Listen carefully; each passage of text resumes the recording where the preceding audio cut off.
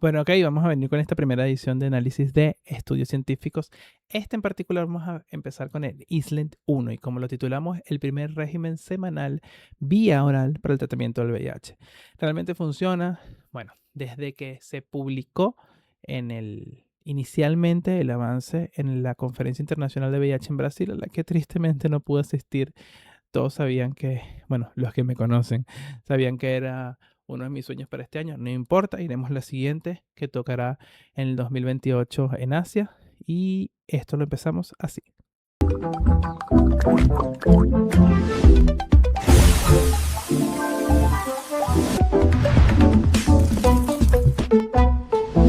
Hola, mi nombre es Freddy Salazar, soy profesor, internista, infectólogo, amante de la investigación, maestrante en investigación y desarrollo, y ahorita vamos a hablarles acerca del análisis del estudio, porque al fin tenemos los datos.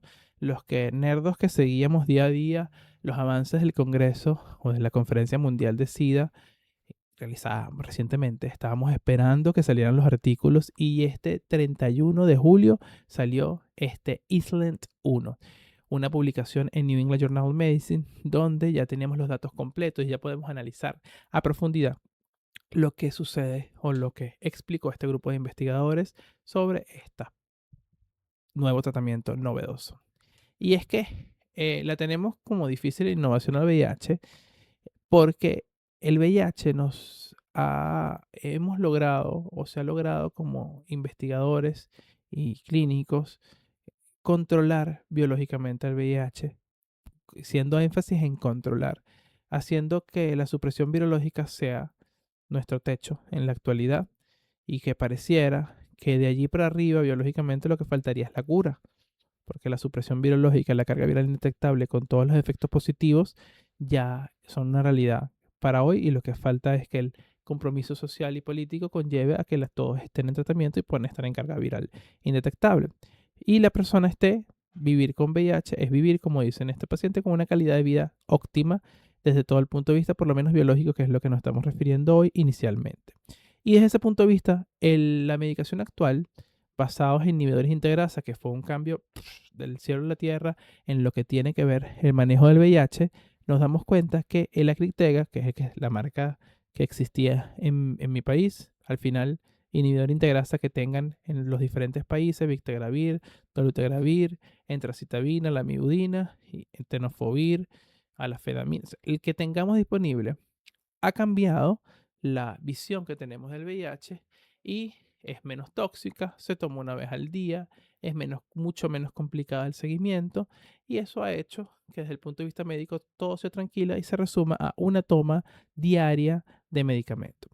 En cambio, para muchos pacientes, e inclusive cuando estamos iniciando este camino, que la parte social es muy difícil, la parte emocional es muy difícil, decirle a un paciente, tienes que tomarte una pastilla todos los días el resto de tu vida. Eso es lo que usualmente decimos. Tienes que tomarte una pastilla todos los días el resto de tu vida y hasta asustamos y decimos tiene que ser exacto, etcétera, porque realmente es importante para evitar resistencias. Y eso evidentemente es un trauma cuando estamos hablando de una persona de todas las edades, pero más aún cuando esto es una persona joven de 18, 20 años que nos pasa comúnmente en VIH y que bueno, evidentemente su vida cambió desde ese punto de vista, ahora tiene que tomarse una pastilla todos los días como sus papás, por ejemplo. Y eso evidentemente puede producir disconfort. Por eso el estudio lo que busca es enfrentar no las pastillas, sino los modelos, porque es un estudio de no inferioridad. ¿Qué quiere decir estudio de no inferioridad? Que no busca enfrentar quién es el mejor de los dos. Yo sé que uno constantemente está metido eso en su cabeza, pero en este estudio no vamos a buscar el enacapavir es mejor que la Crictega. No fue el objetivo y no está diseñado para eso. Estuvo diseñado o está diseñado es para verificar si el islatravir y el enacapavir, que les adelanto que son las drogas que se van a utilizar para esta píldora semanal, son no inferiores a un medicamento que ya está top, que ya sabemos que funciona, que ya sabemos que es buenísimo y que parecía que de allí encima era la cura, que es, en este caso, Acritega en Venezuela, pero que en el estudio utilizaron una alternativa bastante parecida a esta. Y un problema que va más allá es sencillamente no me quiero tomar la pastilla. Es la fatiga del medicamento o el tratamiento diario. Y es que esos pacientes tienen un desgaste mental producido por tomar la pastilla todos los días. lo cual limita su eficacia al tratamiento y puede ser o producir errores de adherencia al tratamiento.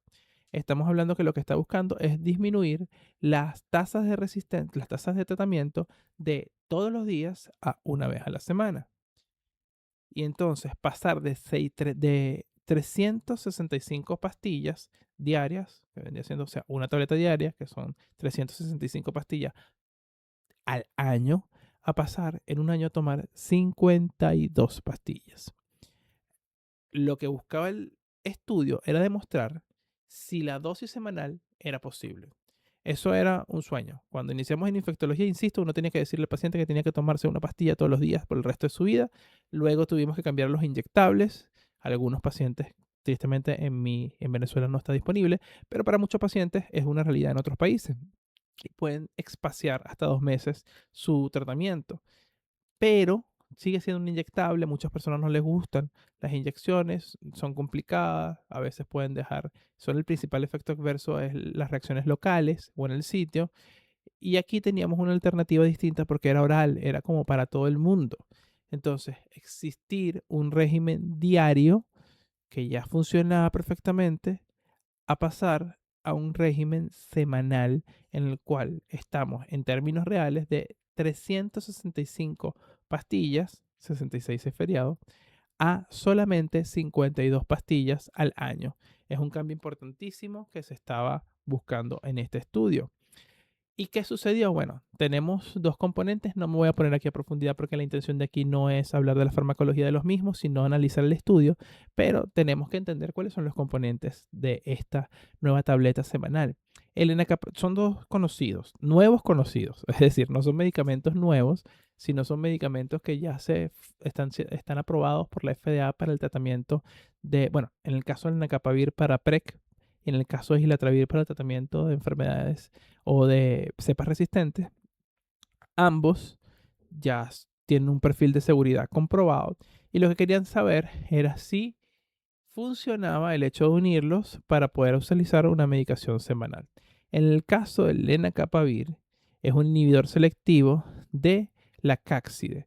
Realmente, más que de la cáxide, es de la función de la cáxide. Le dicen inhibidor de la cáxide, pero en términos rapiditos para no meterme a profundidad, no inhibe la formación de la cáxide en sí, que es lo que uno pensaría, sino realmente lo que inhibe es la función tanto al inicio para la salida del material genético y la integración, como hacia el final para el ensamblaje de la misma y poder formar nuevos viriones. Entonces, en diferentes etapas puede inhibir esta función o metabolismo de la cáxide, no la formación de la cáxide formalmente. Entonces, luego podemos hablar de eso más a profundidad, pero era un tip que quería nombrarles. Y el islatravir es un medicamento el cual es un inhibidor de la transcriptasa reversa que hemos tenido muchísimo en todas las presentaciones desde el inicio. De hecho, el primer medicamento aprobado como antirretroviral que fue la acidobunina era un inhibidor de la transcriptasa inversa. Realmente no tiene gran innovación en su mecanismo de acción. Es un análogo no nucleósido que luego pudiéramos hablar de las diferencias entre estos. Pero lo más importante es hablar de que este tiene ciertas particularidades en las cuales le permite poder darse con un intervalo mayor y además tener más resistencias o una barrera genética a mutaciones que pueden afectar otros medicamentos, pero a estos no. Entonces, entendiendo ya dónde actúa en los ciclos vitales del virus, podemos utilizarlo una vez a la semana, entendiendo su farmacocinética que les permite una toma semanal.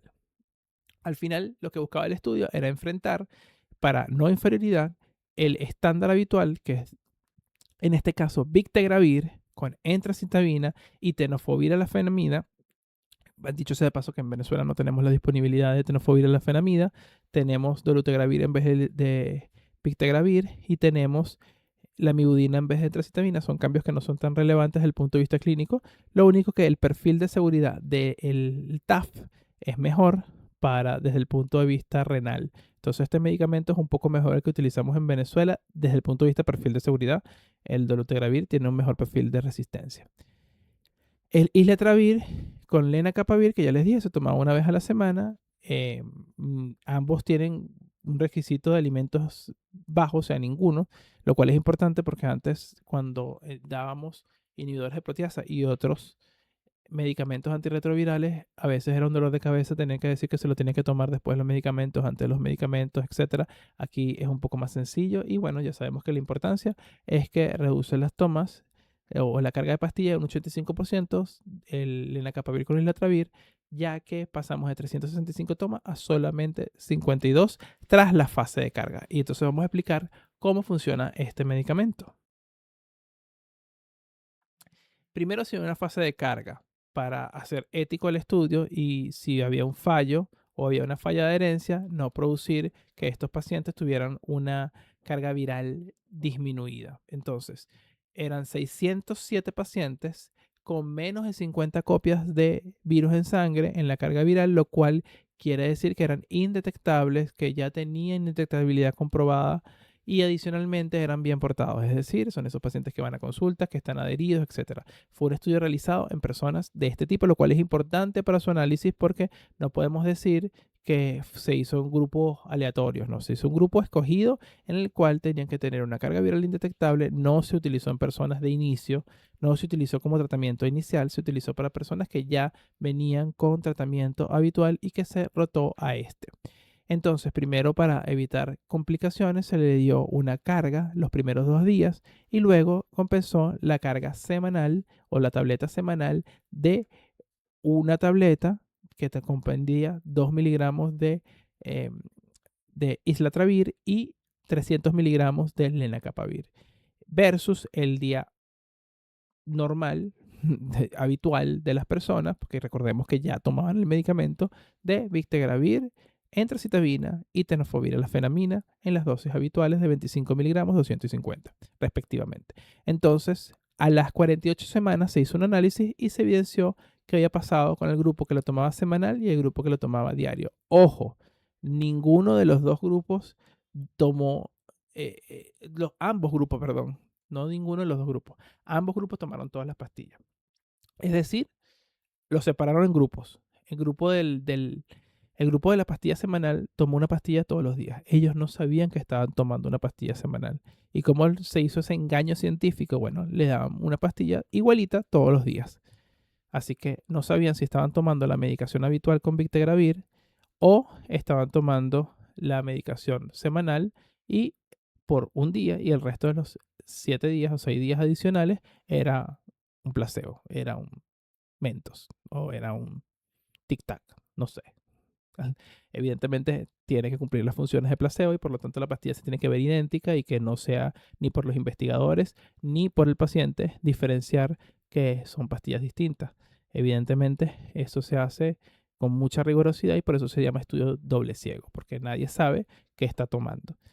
Así que al final no vamos a saber realmente si hubo un impacto en la adherencia, solamente estamos enterándonos si hay un impacto a nivel virológico en la carga o en la supresión y en algunos efectos adversos. Eso es muy importante que lo entendamos, igual lo vamos a analizar más adelante con números, pero es un estudio diseñado para ser doble ciego, por lo tanto la adherencia no la vamos a saber porque todos estaban tomando pastillas todos los días, ¿ok?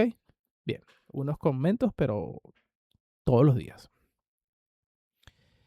Una de las cosas positivas que vemos en este estudio, y de las que más me emociona, sinceramente, es que es un grupo variopinto. Yo creo que eso es muy importante en la investigación en VIH, que no hagamos un grupo de puras personas blancas. Esto no me voy a meter en ridiculeces de hablar de ideologías porque no es el sentido.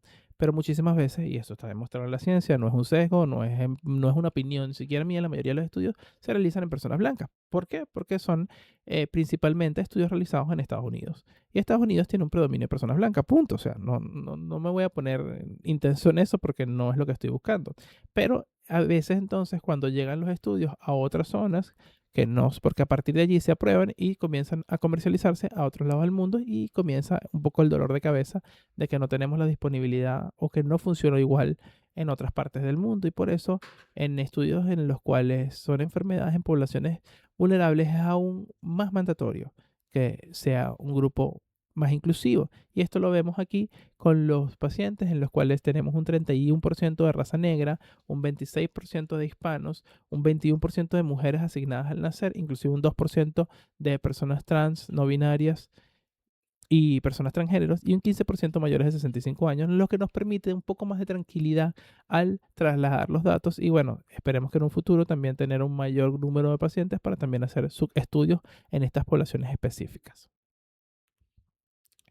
Vamos a hablar de los datos positivos de los que todos están hablando. En el grupo de el islatravir con lenacapavir hubo 0% de cargas virales detectables. Es decir, en esos pacientes que venían con carga viral indetectable y que iniciaron el tratamiento semanal, no hubo empeoramiento de su carga viral. Se mantuvo indetectable durante las 46 semanas, o por el momento, al momento de las 46 semanas, se mantuvo indetectable. Inclusive, en el grupo de la medicación habitual, una persona tuvo una carga viral mayor de 50. Que ojo, tampoco quiere decir que la medicación habitual no funciona. Recuerden que es un estudio de no inferioridad y lo que estaba buscando era comparar si la nueva medicación semanal era no inferior a la medicación habitual. No estamos buscando quién es mejor que otro, porque si fuera así, hubiera ganado el grupo de lenacapavir con cabotegravir, pero no era la función de este estudio, con cabotegravir, no, perdón, de lenacapavir con el islatravir. Otra cosa que fue importante en el estudio fue la seguridad inmunológica, sobre todo porque el islatravir tenía un defecto en su pasado oscuro, que era que cuando se iba a probar tuvo un inconveniente importante que fue la presencia de toxicidad, sobre todo a nivel del sistema inmune en las células blancas, produciendo una disminución de células blancas, incluyendo los linfocitos y los linfocitos CD4.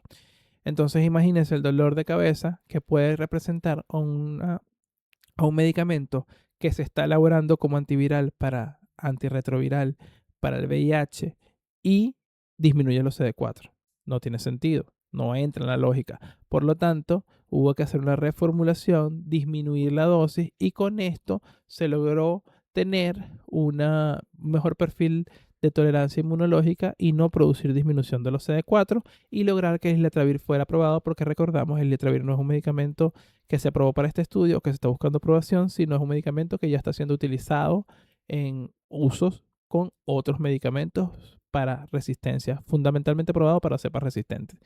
Entonces, con ese fantasma de esos primeros estudios con toxicidad, tendríamos que medir la toxicidad en ese tiempo y a las 48 semanas, igual que a las 12, las 24 y a las 36, que fue cuando se hicieron las mediciones tanto de carga viral como de CD4, no hubo una disminución en comparación una con la otra, hubo una disminución de 7.2% en las personas y menos de 10 células en el caso de islatravir, lenacapavir y menos de 18 células en el caso de Bictegravir F-TAF. Entonces, vemos que no hubo diferencias, es decir, no fue inferior el islatravir a la medicación, el islatravir lenacapavir a la medicación habitual y como dijimos, el 93% de los pacientes que cambiaron mantuvieron una carga viral indetectable, hubo 0 casos de resistencia emergente y la eficacia fue inclusive consistente en pacientes que tenían ya mutaciones como por ejemplo la M18B de manera basal. Así que esto es importante entender que inclusive puede funcionar para pacientes que tienen cepas resistentes. Desde el punto de vista de tolerabilidad, hubo efectos adversos similares en porcentajes. La discontinuación por efectos adversos fue solo de un 2% y como dije anteriormente no hubo resistencia de emergencia hasta la semana 48, lo cual es un punto importantísimo de hablar porque una de las cosas que, insisto, nos da miedo desde el punto de vista infeccioso de mandar medicamentos semanales es que puedan aparecer cepas resistentes y eso poner en peligro la carga viral y por ende la calidad de vida del paciente. Y aquí no ocurrió en el estudio y fueron muy enfáticos en medir cargas virales, como dijo, la semana 12, 24, 36 y 48, y estos resultados fueron consistentes. Entonces, desde el punto de vista de la tranquilidad, bueno, la conveniencia impulsa la adherencia, es una de las cosas que se llevan en el estudio, aunque aquí me parece no es lo que estaba buscando, por lo tanto no es un análisis que a mí me parezca pertinente. La adherencia fue similar, un poco mejor en islatravir con significancia estadística del 98% versus 95%, pero como les dije, ambos pacientes estaban tomando pastillas todos los días, nadie sabía quién estaba tomando islatravir y quién estaba tomando Bictegravir TAF F, entonces no realmente buscar diferenciar en un ensayo doble ciego cuál es la adherencia de uno al otro es realmente innecesario porque si todos estaban tomando pastillas, nadie va a saber si estaba bien adherido o no. Eso lo sabremos en ensayos futuros en los cuales se quite ese doble ciego y tomemos pastillas o se tomen pastillas todos los días y en el mundo real podamos ver si realmente la adherencia mejora, que suponemos que sí por todo lo que estamos diciendo, pero ver y ser tajantes desde el punto de vista de lo que el método científico reporta de que es funcional. Y eso nos conlleva a lo que estamos hablando, la paradoja del placebo. Dentro de los aspectos negativos que tenemos que tomar en cuenta porque realmente no está funcionando, es que el paciente no sabía si estaba tomando 7 pastillas o que se estaba tomando una. Pues como les dije, le daban tic-tac. O sea, le daban 7 pastillas igualito. Una era la que funcionaba y las otras eran placebo, azúcar, tic-tac, lo que quieran ver. Pero se estaban tomando una pastilla todos los días. Por lo tanto, no podemos medir eh, el placebo y a pesar de que nos permite saber de que el paciente se adherió, estuvo bien, no podemos realmente entender la adherencia en este estudio ni las conductas. Tendremos que verlos en estudios superiores.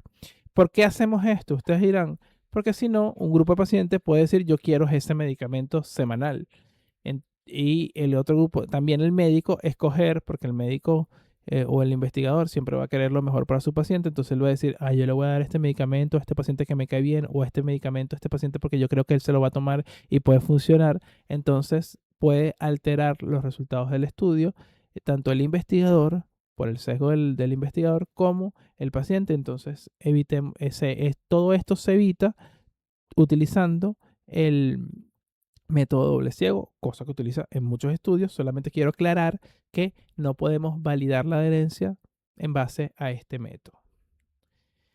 Otra cosa que tenemos que estar pendientes es el horizonte de las 96 semanas. Esto es un efecto que tenemos que tomar en cuenta, ya que la semana 0 y 48 son parte del estudio, porque por eso se llama Island 1. El estudio completo son 96 semanas y lo veremos en el futuro, cuando se complete el estudio que por supuesto está en desarrollo. Entonces, para robustecer la evidencia que tenemos aquí, es necesario más tiempo y ver que todos estos hitos importantes, la resistencia, la tolerabilidad, la toxicidad, la adherencia, a pesar de que ya dijimos que era todos los días, se mantengan en el tiempo. Que las cargas virales indetectables también se mantengan durante el tiempo y que no haya aparición de resistencias. Básicamente, ver la prueba del tiempo en esto es fundamental antes de cantar victoria, si bien los resultados son prometedores al 1000 hasta no tener la prueba del tiempo y luego la prueba en el mundo real. No podemos hablar de que el medicamento está 100% aprobado por todos. Pero no le quiero quitar tampoco importancia al hito de que hasta los momentos y hasta la semana 48 los resultados son, desde el punto de vista analítico, bastante buenos. Tampoco quiero hablar, o dejar de hablar, mejor dicho, de un tema que está impactando muchísimo, que es la parte social. Y es porque el medicamento lo dice, o el estudio lo dice, perdón, en el trial del ensayo publicado en New England Journal of Medicine.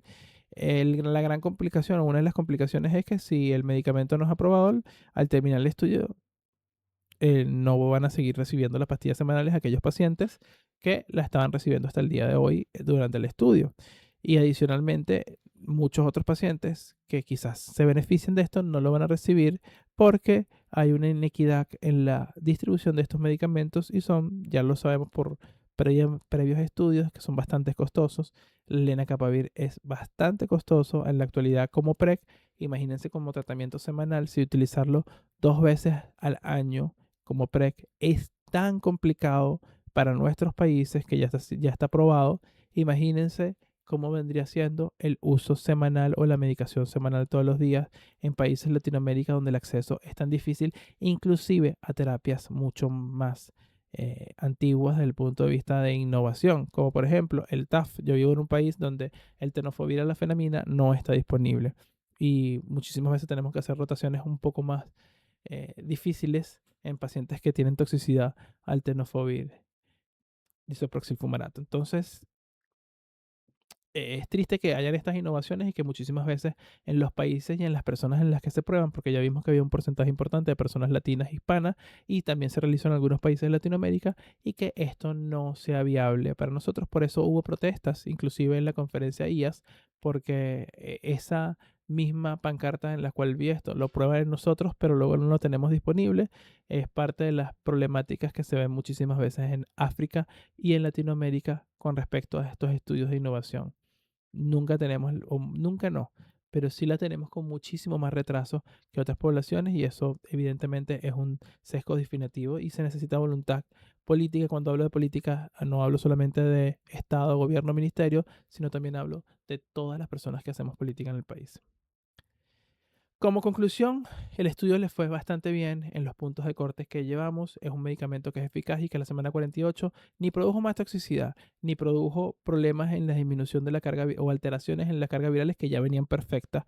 Y adicionalmente, no hubo resistencia. Por lo tanto, los puntos de cortes primarios, el estudio le fue no inferior a la medicación habitual con vitegravir, entracitabina y tenofovir, en este caso tenofovir la fenamida. Por lo tanto, le fue muy bien al estudio desde el punto de vista analítico.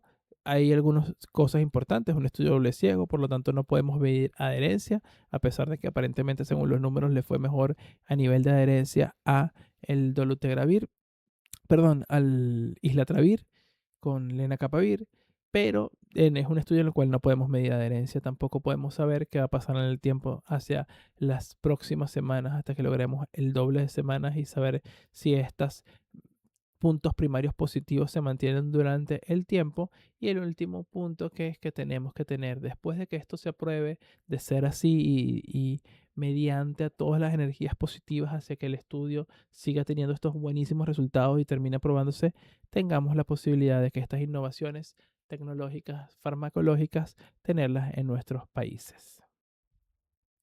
Bueno, muchísimas gracias. Si les gusta este contenido, pueden seguirme en redes sociales donde en todas ellas hablo acerca de enfermedades infecciosas, ciencia y tecnología en microbiología y sobre todo aplicadas hacia mi país. Este es mi primer experimento en YouTube, así que pueden hacer lo que hacen los youtubers, que es decir, comparte, guarda, suscríbete, únete y que seas tan eficiente como mis bichitos, los virus, las bacterias, los hongos, que son de mis favoritos también, son felices porque no se complican, así que no te compliques tú y chao, nos vemos en la próxima.